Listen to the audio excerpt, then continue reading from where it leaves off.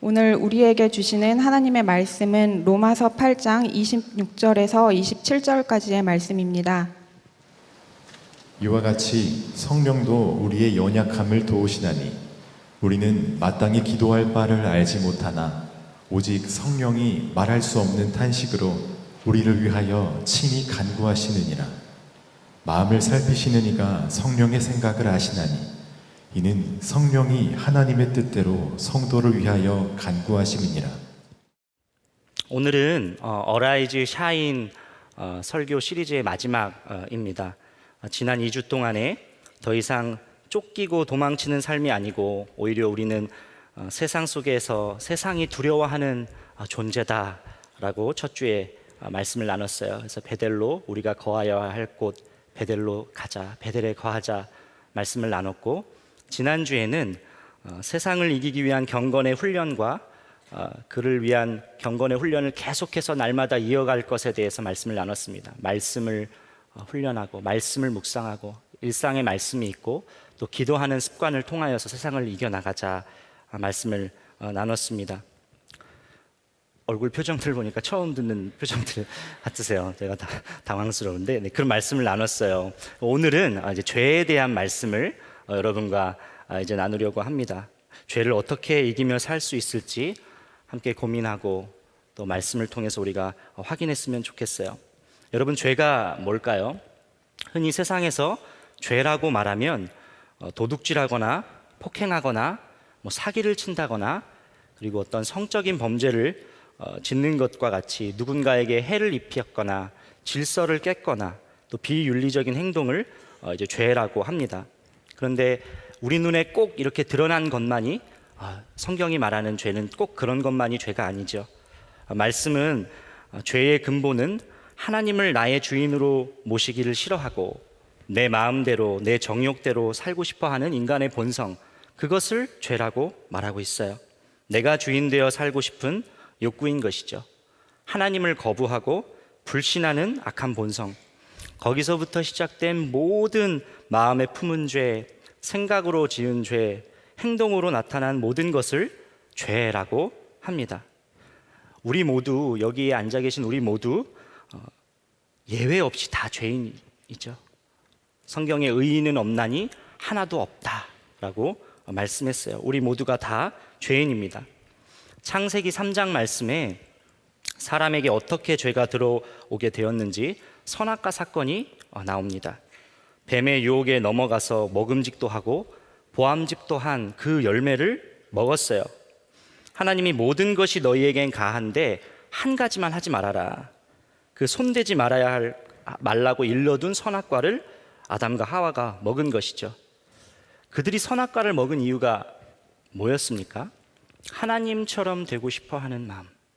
하나님처럼 되고 싶어서 선악과를 먹었어요. 선악과를 먹고 눈이 밝아졌고 또 죄와 수치를 알게 되었습니다. 그렇게 되니까 그동안 아담과 하와가 하나님과 아무 거리낌 없이 에덴 동산에서 교제하면서 살았는데 죄가 들어오고 나니까 하나님의 낯을 피합니다. 창세기 3장 9절에 하나님이 아담을 이렇게 부르세요. 여호와 하나님이 아담을 부르시며 그에게 이르시되 내가 어디 있느냐? 내가 어디 있느냐? 저는 이 내가 어디 있느냐를 읽을 때마다 하나님의 안타까움과 가슴 아린 마음이 참 느껴지는 것 같아요. 사랑의 관계였던 아담과 하와가 하나님의 얼굴을 피해서 숨는 신세가 된 것 아닙니까? 죄가 들어옴으로 관계에 금이 갔어요. 하나님을 떳떳하게 마주할 수 없게 됐어요. 이 기가 막힌 현실에 대한 하나님의 안타까운 마음이, 이 표현이 내가 어디 있느냐, 내가 지금 어디 있느냐, 이 표현인 것 같아요. 여러분, 죄는 관계의 단절을 만듭니다. 죄로 인해서 하나님과의 관계가 단절되고 또 모든 인간 관계에서도 소외와 단절과 같은 고통을 가져올 뿐만이 아니라 개인에게 있어서도 내 자아로부터 단절시키고 그것은 정신적인 질병과 불안을 가져오기도 하죠. 죄의 최종 목표는 뭘까요? 죄의 최종 목표는 끝까지 하나님을 대적하고 하나님으로부터 피하고 결국 하나님을 포기하게 만드는 것, 여기에 죄의 목적이 있어요. 이 사단의 전략을 무엇을 위해 죄짓게 하는지, 죄짓게 하는지 이 사단의 목적을 우리가 분명히 꿰뚫어 알아야 됩니다. 여러분 중에 혹시 죄 때문에 고통당하시는 분들, 알고 짓는 죄, 습관적인 죄, 은밀한 죄, 이 고통당하시는 분들 있으시다면 오늘 죄 지은 아담을 찾고 있는 그 애타는 하나님의 음성, 내가 어디 있느냐, 이것이 여러분에게 들리는 축복이 있기를 예수님의 이름으로 축복합니다. 하나님은 이 죄 문제의 근원을 해결하시기 위해서 독생자 예수 그리스도를 십자가에서 죽이셨습니다. 아들을 죽이시며 죄에 대한 모든 대가를 치르시고 십자가에서 악한 권세를 꺾으셨어요. 죄 용서 받을 수 있는 놀라운 길을 우리에게 열어주셨다는 거예요. 죄인인 것이 믿어지고 그래서 날 구원하실 분은 오직 예수님밖에 없다는 것을 믿는 사람, 그 사람은 용서하심의 은혜, 구원의 선물을 받도록 그렇게 하셨어요. 그러므로 인생에 있어서 꼭 알아야 하는 것이 뭐가 있을까요? 내가 죄인인 것을 아는 것. 내가 죄인인 것을 아는 것, 그것을 우리가 꼭 알아야 돼요. 1748년에 존 뉴턴은 영국의 노예 무역선을 지휘했었습니다. 아프리카 해안에서 정박해서 부족들이 포로로 잡은 원주민들을 이제 노예로 사는 일을 했어요. 상인들은 최상의 노예를 사기 위해서 술과 옷, 무기 등을 대신 노예의 대가로 팔았습니다. 공포에 질린 노예들을 뉴턴과 그 부하들은 배에 싣고 자살하지 못하도록 갑판 위에다가 한 60cm 정도 띄워놓은 다음에 우리에 가두고 족쇄를 채워놨어요. 뉴턴은 하나님을 모독하는 사람이었습니다. 그리고 잔혹하고 부도덕한 이 노예 무역을 주도했던 사람이었어요. 그러면서 오히려 자신의 잔인함을 드러냈습니다. 자랑했어요. 어느 날 항해 중에 배가 완전히 침몰당할 위기에 봉착한 거예요. 그때 뉴턴은 주님을 찾았습니다. 그리고 그때 기적적으로 살아났어요. 그런데 그의 삶은 여전히 변하지 않았습니다. 여전히 했던 일들을 계속해서 반복했어요. 그러다 결국 복음을 만났어요. 복음을 만나고 노예 무역에서 손을 떼고 자기가 저지른 악행이 얼마나 끔찍했는지를 깨달았습니다. 그리고 땅을 치면서 후회했어요. 죄를 회개했어요. 그리고 남은 생을 런던 근처에서 목사로 살면서 자신이 만난 복음을 전하고 성경을 가르치고 노예 무역에 대해서 반대하는 목소리를 냈습니다. 그 정치인 윌리엄 윌버포스를 설득해서 노예 제도에 맞서서 싸우게 했어요. 나이가 이제 많이 들어서 그는 눈이 멀었어요. 그런데 영의 눈은 계속해서 선명해졌습니다. 82살 그가 죽기 직전에 이런 말을 남겼습니다. 나의 기억력은 거의 사라졌지만 내가 두 가지는 똑똑히 기억한다.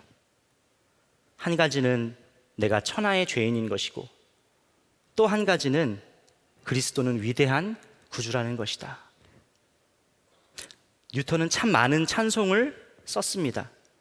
그 중에 우리가 너무 사랑하고 너무 잘 아는 찬송이 있어요. 나 같은 죄인 살리신, 나 같은 죄인 살리신 그 은혜 놀라와. 잃었던 생명 찾았고 광명을 얻었네. 자, 여러분 어떠십니까? 여러분 스스로가 죄인이라는 것이 믿어지십니까? 이것이 믿어지는 것이 은혜입니다. 이것이 놀라운 은혜예요. 갈라디아서 1장 4절에 그리스도께서 하나님 곧 우리 아버지의 뜻을 따라 이 악한 세대에서 우리를 건지시려고 우리 죄를 대속하기 위하여 자기 몸을 주셨으니 라고 말씀했습니다. 우리를 건지시려고 자기 몸을 주셨다.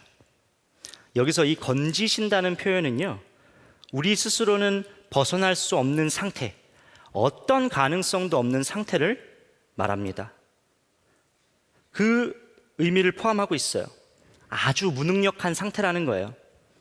물에 빠져 허우적거리고 있는 사람, 그 사람 건질 때 그 사람에게, 그 물에 빠져 있는 사람에게 수영을 가르치는 것은 어리석은 일이죠. 소용이 없는 일입니다.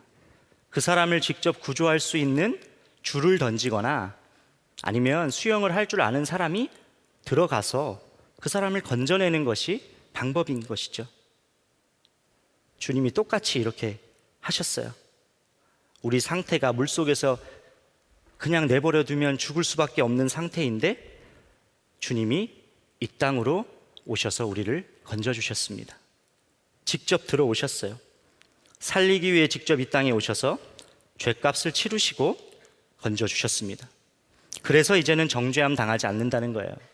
우리에게 정죄함이 없다는 겁니다. 로마서 8장 1절 2절 말씀이죠. 그러므로 이제 그리스도 예수 안에 있는 사람들은 정죄를 받지 않습니다. 그것은 그리스도 예수 안에서 생명을 누리게 하는 성령의 법이 당신을 죄와 죽음의 법에서 해방하여 주었기 때문입니다. 그리스도 예수 안에 있는 자는 정죄함 받지 않는다. 죄와 죽음의 법에서 해방시켜 주셨다 말씀하셨어요. 자, 여러분, 이것만으로도 참 놀라운 복음 아닙니까? 영원히 죽을 수밖에 없던 우리를 건지셔서 해방시켜 주셨다. 그런데 복음은 여기서 하나를 더 나아가서 말하고 있어요. 정죄함 받지 않을 뿐만이 아니라 더 이상 이 땅에서 죄의 종노릇하며 살지 않게 해주겠다. 그것을 말씀하고 있어요. 주님이 우리의 주인 되신 삶, 주인이 주님으로 바뀌면서 죄 짓지 않는 삶을 살게 해주신다는 거예요. 고린도 전서 15장 57절 말씀입니다. 우리 주 예수 그리스도로 말미암아 우리에게 승리를 주시는 하나님께 감사하노니. 승리하는 삶을 살게 되었다는 겁니다. 자, 그런데 우리의 고민이 바로 여기 있지 않습니까? 여전히 죄에 넘어지고 또 습관적인 죄가 계속 이어져요. 이에 대한 낙심과 절망이 우리 안에 자리 잡고 있습니다. 도대체 왜 난 변하지 않는 거야? 왜 이 죄는 끊어지지가 않는 거야? 어떻게 이길 수 있는 것인가? 깊은 좌절이 우리 마음 한구석에 아주 단단하게 자리 잡고 있어요. 그러니까 믿지 않는 사람들에게도 자신 있게 말할 수 없는 것이죠. 내가 이제 구별된 삶을 산다고, 내가 변했다고, 죄 짓지 않고 구별된 삶을 산다고 말하는 것이 부담스러워요. 여러분, 먼저 한 가지는 분명히 해야 할 것이 있어요. 죄 사함을 받았다는 의미가 이 땅에서 죄의 유혹 자체를 받지 않고 죄성 자체가 사라졌다는 것을 의미하는 것이 아닙니다. 여기에 초점을 맞추면 안 돼요. 실제로 기독교 역사에서 죄의 유혹과 죄성 자체를 없애기 위해서 극단적인 방법들을 택하기도 했습니다. 수도사들 중에서 수도 행위의 일환으로 말을 하지 않는 무건수행, 침묵수행을 하기도 했고 고행을 하기도 했습니다. 또 어떤 이들은 성적인 욕구를 억제하기 위해서 자기 육체를 학대하고 극단적인 방법을 취하기도 했어요.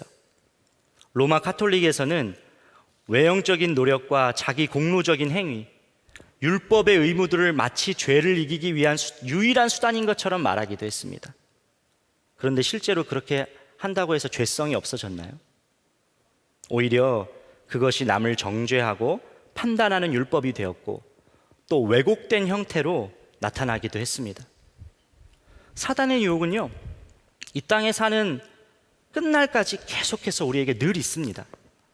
유혹이 찾아오는 것 자체로 내가 죄지었다, 나 죄지었다, 이렇게 인식하면 안 돼요.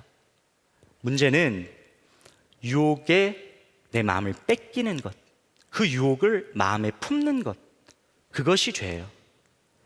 그래서 우리의 생각과 마음이 참 중요합니다. 예수님도 이 점을 경고하셨어요. 마태복음 15장 18절 19절에 마음에서 나오는 것은 악한 생각과 살인과 간음과 음란과 도둑질과 거짓 증언과 비방이니 이런 것들이 사람을 더럽게 하는 것이요, 마음으로부터 악한 것이 나온다고 말씀했어요. 다윗을 생각해 봐도 그래요.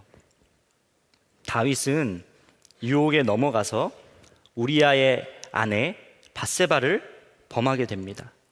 그리고 우리아 장군도 죽이는 그 일에 교묘하게 그 일을 진행을 해요. 자, 사단이 놓은 덫에 다윗이 걸린 거예요. 어느 날 저녁에 다윗이 옥상에 올라가죠. 옥상에 올라갔어요. 옥상을 거닐다가 한 여인이 목욕하는 것을 우연히 보게 됩니다. 우연히 눈으로 봤어요. 일부러 지금 옥상에 올라가서 목욕하는 것을 보려고 간 게 아니에요. 우연히 갔다가 봤어요. 그런데 우연히 봤으면 눈을 돌리거나 아이고 깜짝이야 하면서 자리를 피하면 되는 일이었는데 문제는 그가 거기서 마음을 뺏겼다는 거예요. 그 다음 다윗이 보인 행동을 보면 알 수 있습니다. 다윗이 어떻게 하냐면 신하를 보내서 그 여인이 누구인지를 알아냅니다. 음욕을 마음에 품은 것이죠. 이것이 다윗의 위기였고 죄였습니다.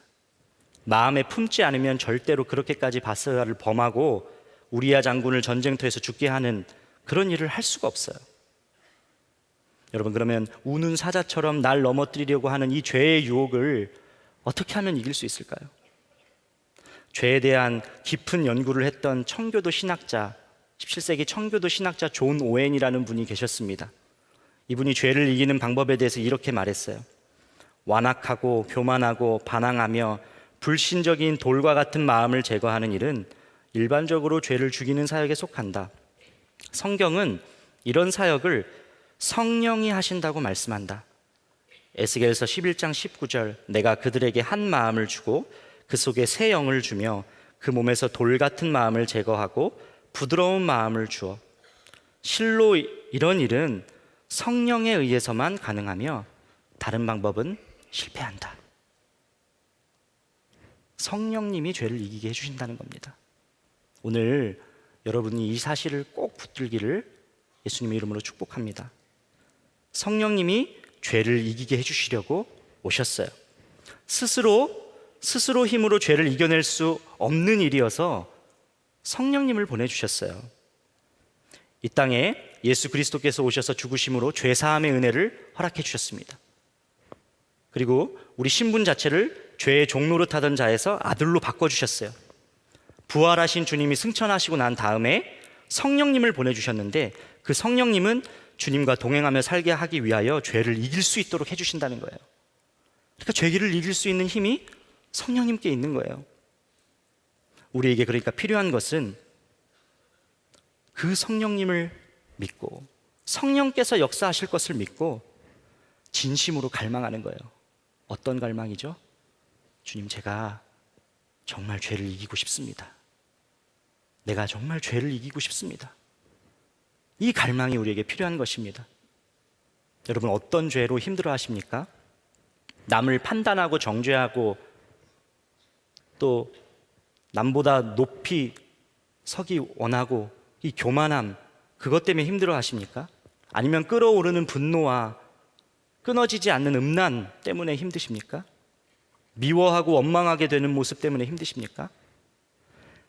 그저 힘든 정도로 그치시면 안 됩니다. 갈망하셔야 돼요. 정말 이기고 싶다.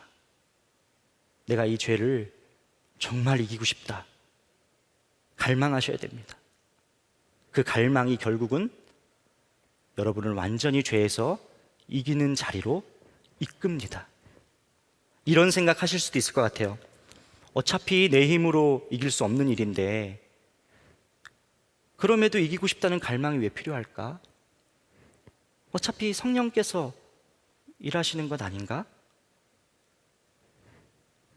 그런데도 갈망이 필요해요. 왜냐하면 주님이 인격적인 분이시기 때문에 그렇습니다. 주님은 우리의 의지, 양심, 감정, 사람마다 갖고 있는 고유한 성향을 존중해 주세요. 인격적인 분이시기 때문에 결정을 존중하시고 마음의 의지가 없는 일을 억지로 막 끌고 가시지 않습니다. 그래서 때로는 기다려주시고 때로는 참으시죠. 우리가 결정해서 마음을 정하면 강력하게 역사해 주십니다. 함께 우리와 일하기를 원하세요. 그렇기 때문에 무엇보다 죄를 이기고 싶은 갈망이 우리에게 중요한 것입니다. 그 갈망으로 예수님을 바라보셔야 돼요. 주님, 제가 이기고 싶습니다. 끊어버리고 싶습니다. 더 이상 이렇게 비참한 모습으로 살고 싶지 않습니다. 오늘 여러분 안에 끊지 못한 죄, 끊어버리고 싶은 그 죄를 이기기를 원하는 갈망이 터져나오기를 예수님의 이름으로 축복합니다.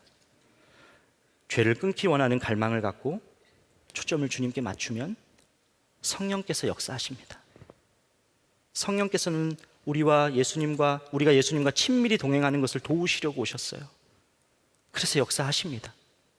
오늘 로마서 8장 26절 27절 이렇게 말씀하고 있죠. 이와 같이 성령께서도 우리의 약함을 도와주십니다.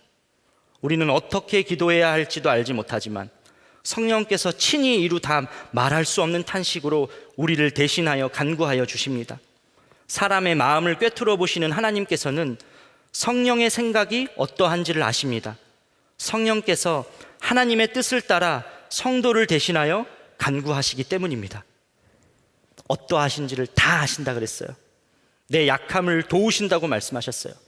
도무지 어떻게 기도해야 할지 알지 못하는 그런 상황이지만 말할 수 없는 탄식으로 성령께서 이미 우리를 위하여 간구하고 계신다고 하셨어요. 이미 날 위해 먼저 간구하고 계세요. 그것도 하나님의 뜻대로 구하고 계세요.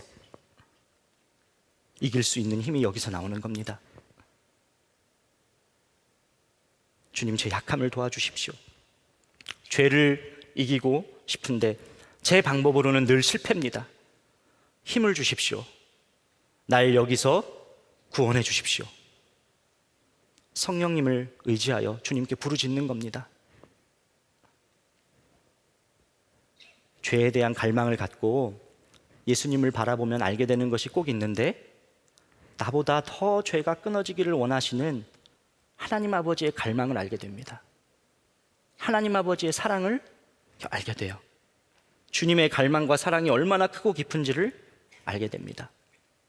창세기 6장 6절에 보면 노아의 홍수 이야기가 나와요. 하나님은 죄가 세상에 가득하고 사람들이 마음에 생각하는 모든 것들이 다 악한 것을 보세요. 이에 대한 하나님의 마음이 6절에 담겨져 있습니다. 땅 위에 사람 지으셨음을 한탄하사 마음에 근심하시고. 하나님의 근심하시는 이유가 뭐죠? 죄입니다. 하나님이 근심하시는 이유가 죄라는 거예요.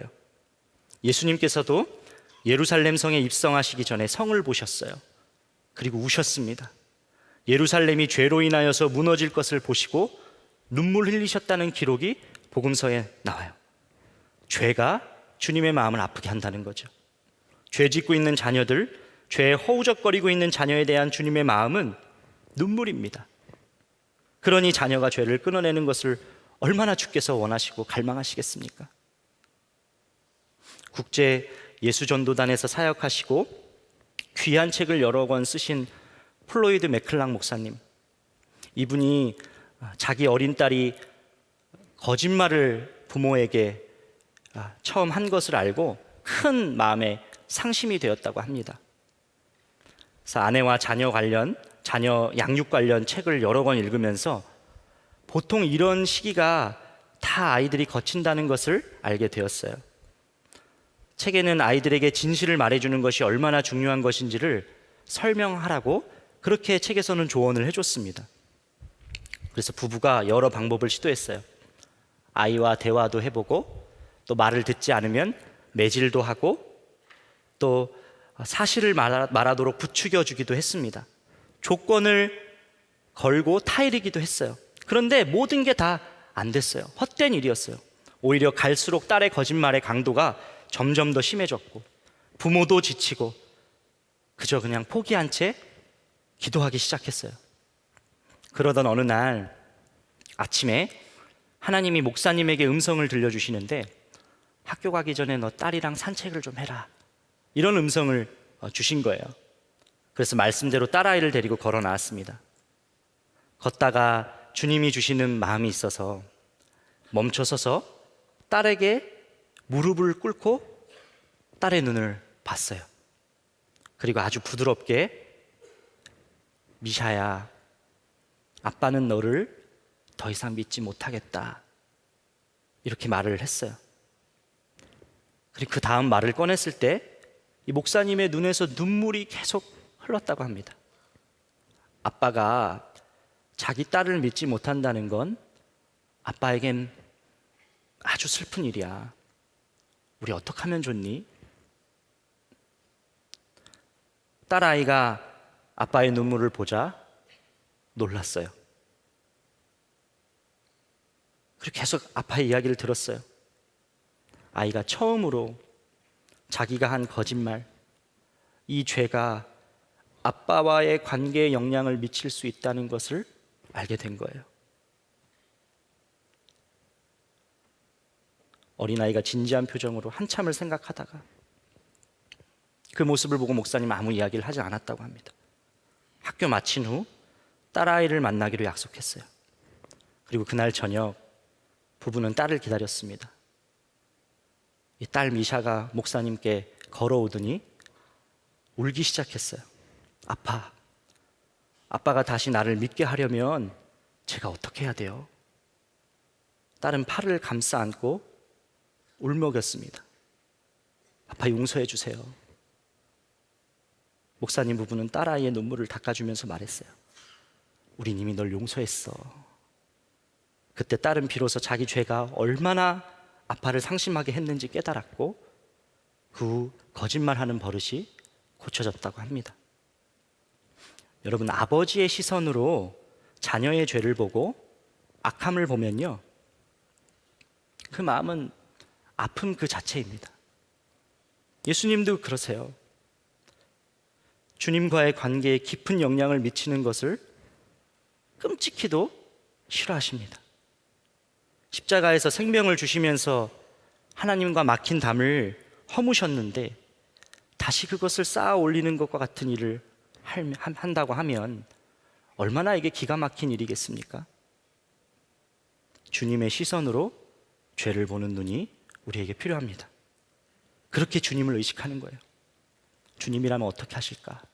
이런 상황에서 주님이라면 어떤 결정을 하실까? 무엇을 원하실까? 어떤 마음이실까? 이제는 죄에서 돌아서야 되겠습니다. 그러면 주님은 어떤 죄도 용서하세요. 미루고 멈출 일이 아니라 우리가 계속해서 부딪혀야 하는 일입니다. 사단은 죄로 무너지고 그것이 반복될 때마다 우리를 참소합니다. 하나님의 사랑과 은혜도 다 바닥이 있어. 끝이 있는 법이야. 언젠가는 마르게 되어 있어. 너 기대를 저버렸고 또 저버렸으니까 넌 이미 실패했어. 그때마다 기억하셔야 돼요. 그래서 여러분에게 성령께서 오신 겁니다. 희망 없다는 말 붙들 필요가 없어요. 십자가 앞으로 자녀이니까 뻔뻔함을 갖고 십자가 앞으로 몇 번을 넘어져도 나오시면 됩니다.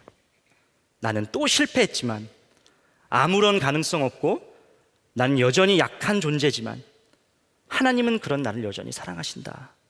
그래서 기회를 주신다. 내가 자백하기만 하면 미쁘시고 의로우신 하나님이 죄를 용서하시고 모든 불의에서 나를 깨끗게 하실 것이라고 약속하셨다. 이것을 신뢰하시고 나가시는 겁니다. 절대로 넘어진 채로 있지 않으시기를 바랍니다. 부딪히고 또 부딪히세요. 일어나고 또 일어나셔야 됩니다. 자녀가 어깨 축 늘어져서 기죽어 있는 모습만큼 안쓰러운 일이 어디 있을까요? 그걸 보는 아버지의 마음, 안타까운 마음이 어디 있을까요? 이 싸움은 사실 갈망을 포기하지만 않으면 결국 이기는 싸움이에요. 왜냐하면 십자가에서 이미 권세 자체를 꺾으셨습니다. 우리의 신분이 이미 아들이에요. 싸우시는 분이 내가 아니라 성령께서 하세요. 주님이 하세요. 이미 이긴 싸움이에요. 갈망만 있다면. 우리 교회에도 몇 번 오셨던 유종옥 사모님이 쓰신 울고 있는 사람과 함께 울고 있어서 행복하다, 이 책 속에 대진표 바꾸기라는 예화가 있습니다. 글이 있어요. 사모님이 쓰신 글인데, 나는 요즘 내 삶의 모든 경기에 임하면서 두려움이 없어졌다. 그것은 경기에 임하는 선수의 이름 대진표를 바꾸었기 때문이다. 다윗도 그 경기의 대진표의 이름을 바꿀 수 있었기에 그렇게 담대할 수 있었다. 소년 다윗과 골리앗 장군이 싸우면 누가 봐도 다윗이 진다. 그러나 하나님과 골리앗 장군이 싸우면 누가 봐도 골리앗이 진다. 모세도 그 경기의 대진표의 이름을 바꿀 수 있었기에 그렇게 담대할 수 있었다. 양치기 모세와 애굽의 바로 왕이 싸우면 누가 봐도 모세가 진다. 그러나 하나님과 애굽의 바로 왕이 싸우면 누가 봐도 바로 왕이 진다. 나는 요즘 내 삶의 대진표를 다시 짜고 있다. 내 이름을 빼내고 하나님의 이름으로 바꾸는 일이다. 예를 들어 유정옥과 말기암이 싸우면 누가 봐도 유정옥이 진다. 그러나 하나님과 말기암이 싸우면 누가 봐도 말기암이 진다. 나는 하루 종일 내 삶을 힘들게 하는 모든 문제들과 나 혼자 끙끙대면서 맞섰던 일들에 대하여 하나님의 이름을 함께 놓는 대진표 이름 바꾸기 작업을 한다. 그러면 나에게 맹수처럼 달려오던 그 많은 두려움들이 사라지고 꼭 이기고 말겠다는 안달도 없어지고 오히려 적수가 안 되는 상대방 선수에게 차나 포를 떼어주는 여유와 넉넉한 인심과 사랑을 베풀게 된다. 그 후에 오는 것은 당연히 부전승인 것을 나는 확실히 믿고 있기 때문이다. 여러분, 나 개인과 죄가 싸우면 죄가 이깁니다. 그러나 하나님과 죄가 싸우면 누가 이길까요? 음란과 하나님이 싸우면 누가 이길까요? 정죄함과 하나님이 싸우면, 질투와 하나님이 싸우면, 분노, 시기, 미운, 다툼, 원망, 하나님이 싸우면, 이것과 하나님이 싸우면 누가 이길까요? 말을 더 할 필요가 없어요. 이미 이기셨습니다. 여러분, 넘어져 있는 분들 계십니까? 쓰러져 있는 분들 계십니까? 죄의 어떤 영역에 의해서 다시 일어서시길 축복합니다. 애초에 내 힘으로 되지 않아서 하나님께서 하나님의 영을, 성령을 우리에게 보내셨어요. 싸우시는 분이 하나님이시면 이긴 싸움입니다. 말씀을 정리하겠습니다. 여러분, 이 땅에서 그리스도인들이 왜 영향력을 미치지 못하고 있을까요? 왜 조롱당하고 멸시당하는 것일까요? 다르지 않아서 그런 거 아닐까요? 세상 사람들과 구별되지 않고 똑같이 세상의 죄된 모습, 그 습관을 따라가고 이제 세상에서조차 금지하고 있는 것을 교회 안과 성도들은 그것을 여전히 버리지 못한 채 움켜쥐고 있어서 그런 것 아닐까요? 죄와 끝까지 싸워야 합니다. 포기는 주님이 포기하실 때만 하는 거예요. 그런데 우리 주님은 포기를 안 하시는 분입니다. 포기가 없으세요. 세상 사람들은 교회 다니는 성도들이 거룩하고 정결하게 살고 있는지를 주목합니다. 우리가 세상 눈치 보면서 살 건 없어요. 하지만 부르신 교회와 성도 본연의 사명을 감당하면서는 살아야겠습니다. 그게 바로 죄를 이기는 삶이에요. 세상이 거룩함, 정결함, 정직함의 기준을 교회와 성도로부터 찾게 되기를, 그 일에 여러분들이 쓰임받기를 간절히 소망합니다. 도대체 그리스도인이 뭐가 세상 사람과 다른지 죄를 이기는 삶에서 증명할 수 있어요. 로마서 8장 37절 말씀입니다. 그러나 우리는 이 모든 일에서 우리를 사랑하여 주신 그분을 힘입어서 이기고도 남습니다. 이기고 싶다는 갈망을 구하시길 축복합니다. 말씀은 삶 속에서 부딪히는 모든 영역에서 우리를 사랑하시는 주님으로 말미암아 넉넉히 승리한다고 약속했습니다. 여러분의 마음에 죄에 대한 단호함, 끝까지 죄와 싸우겠다는 갈망이 부어져서 이로 말미암아 삶에서 승리의 찬양이 울려 퍼지기를 예수님의 이름으로 축복합니다. 우리 이 시간 다 같이 일어나셔서 함께 하나님께 찬양 드렸으면 좋겠습니다.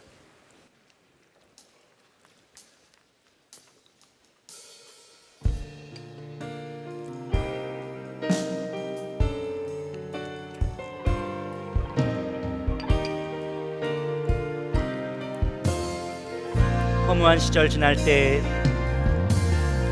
허무한 시절 지날 때, 깊은 한숨 내쉴 때, 그런 풍경 보시며 단식하는 분 있네. 고와 같이 너희를 버려두지 않으리. 내가 너희와 영원히 함께하리라. 억눌린 자 갇힌 자, 억눌린 자 갇힌 자, 자유함이 없는 자, 피난처가 되시는 성령님 되시네. 주의 영이 계신 곳에 잠자유가 있다네. 진리의 영이신 성령이 오셨네. 성령이 오셨네. 성령이 오셨네. 성령이 오셨네. 내 죄에 보내신 성령이 오셨네. 우리 인생 가운데 친히 찾아오셔서 그 나라 꿈꾸게 하시네. 성령이 오셨네. 성령이 오셨네. 성령이 오셨네. 내 죄에 보내신 성령이 오셨네. 우리 인생 가운데 친히 찾아오셔서 그 나라 꿈꾸게 하시네. 오늘 여러분과 함께 기도할 때 먼저 죄에 대한 단호함을 나에게 허락하여 주십시오. 끊고 싶은 갈망을 부어달라고 우리가 기도하기를 원합니다. 이와 같이 성령께서도 우리의 약함을 도와주십니다. 우리는 어떻게 기도해야 할지도 알지 못하지만 성령께서 친히 이루 다 말할 수 없는 탄식으로 우리를 대신하여 간구하여 주십니다. 아멘입니다. 성령님 갈망을 부어 주십시오. 나의 약함을 알고 그래서 이기는 삶 살도록 도우려 오신 성령님, 이 시간 성령님을 의지합니다. 오늘 나에게 주를 향한 갈망을 부으시고 죄에서 벗어나기를 원하는, 끊어내기를 원하는 갈망을 부어 주시옵소서. 주님의 탄식과 애통하심에 나의 눈이 활짝 열리게 하여 주시옵소서. 우리 주여 한번 부르짖고 기도하시겠습니다. 주여, 성령님 역사하여 주시옵소서. 성령님 우리에게 갈망을 부어 주시옵소서. 죄에 대해 단호하게 끊어내는 하나님 그것을 원하는 내 마음의 갈망을 더하여 주시옵소서. 하나님 뒷걸음치지 않고 물러서지 않겠습니다. 하나님 내 안에 모든 쓴뿌리와 모든 죄가 하나님 주께서 놀랍게 아버지 이것 시간 하나님 역사하여 주셔서 하나님 갈망으로 인하여 하나님 죄가 끊어지게 하여 주시옵소서. 나의 마음을 충만히 나의 마음을 받기를 원하시는 주님, 하나님 이 시간 우리가 죄에 대해서 완전히 승리하는 삶 되기를 원합니다. 주님 역사하여 주시옵소서. 하나님 아버지 함께하여 주시옵소서. 하나님의 탄식, 하나님의 통하심에 나의 눈이 활짝 열리게 하여 주시옵소서. 나의 마음이 활짝 열리게 하여 주시옵소서. 오 주님 역사하여 주시옵소서. 오 주님 역사하여 주시옵소서. 주여 역사하여 주시옵소서. 오 하나님,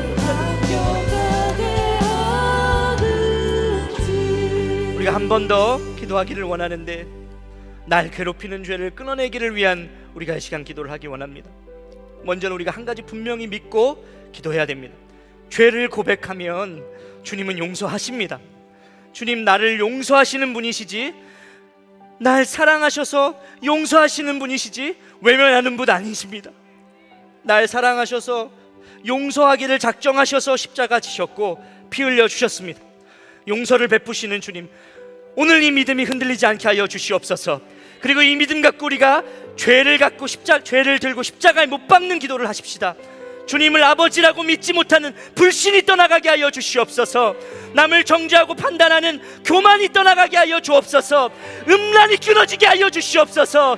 마음의 분노가 떠나가게 하여 주시고 미움과 원망, 시기가 떠나가게 하여 주시옵소서. 하나님의 사랑의 눈이 열려 끝까지 죄와 싸우며 다시는 그 길에 서지 않게 하여 주시옵소서. 사단이 한 길로 들어왔다가 7갈래로 도망가는 역사가 오늘 이 시간 있게 하여 주옵소서. 우리가 주여 한번 부르짖고 기도하시겠습니다. 주여,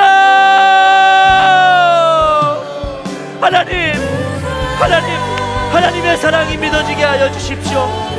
하나님의 사랑이 믿어지게 하여 주십시오. 하나님 이 사랑을 믿고 하나님, 우리가 십자가 앞으로 나아가게 해주십시오. 나의 모든 죄악들이 떠나가게 하여 주십시오. 하나님, 날 용서하시는 분이시지. 하나님, 내가 죄를 고백하면 날 용서하시는 분이시지. 나를 용서하시는 분이시지. 하나님, 이것이 믿어지는 은혜가 있게 하여 주옵소서. 하나님, 이것이 나에게 오늘 믿어지게 하여 주옵소서. 죄의 사슬에서 완전히 끊어나는 역사가 오늘 우리에게 있게 하여 주시옵소서. 오 주여 하나님, 마음에 분노가 떠나가게 하여 주시고, 미움이 떠나가게 하여 주시고, 원망이 떠나가게 하여 주시고, 음란함이 떠나가게 하여 주시고, 교만이 떠나가게 하여 주시옵소서. 오 주여 하나님, 하나님, 우리의 죄가 완전히 끊어지는 역사가 있기를 원합니다. 주여 축복하여 주시옵소서. 오 주님, 참 좋으신 하나님, 우리를 위해 성령을 보내주셔서 죄로 승리하는 삶 살 수 있게 하신 하나님을 우리가 찬양합니다. 오늘 우리가 기도했던 대로 말할 수 없는 탄식으로 날 위해 기도하시는 하나님, 그 성령님을 보는 믿음의 눈이 우리에게 열리게 하여 주옵소서. 아버지의 뜻대로 살기를 원하는 갈망, 주님과의 관계를 방해하는 이 죄를 이기기 원하는 갈망을 저희들 마음에 폭포수와 같이 부어 주옵소서. 성령께서 이기게 하시는 경험을 매일의 삶에서 우리가 누리게 하여 주셔서 교만이 떠나가게 하시고, 음란이 끊어지게 하여 주시고, 마음의 분노와 미움, 원망, 악한 모든 생각이 끊어지게 하여 주시옵소서. 세상 속의 그리스도인의 정결함과 거룩함, 정직함을 증거하는 증인으로 저희들 모두가 서기를 원합니다. 저희를 사용하여 주셔서 세상이 정직함의 기준을 성도로 삼고 거룩함의 기준을 성도로 삼는 놀라운 역사가 있게 하여 주시옵소서. 이 자리에 육신의 병, 마음과 정신의 병, 또 마음에 깊은 쓴뿌리가 있는 지체들이, 또 형편상 이 자리에 오지 못한 우리 청년들, 사슬에서 노임을 받게 하여 주옵소서. 깨끗하게 치유하여 주시고 저들의 마음에 평강이 넘치게 하여 주시옵소서. 드려진 예물 통하여 복음의 통로로 이 예물들이 사용하게 하여 주시고, 아버지의 사랑이 곳곳에 전해지는 역사가 있게 하여 주옵소서. 그 일로 인하여 우리 젊은이 교회가 복받게 하여 주옵소서.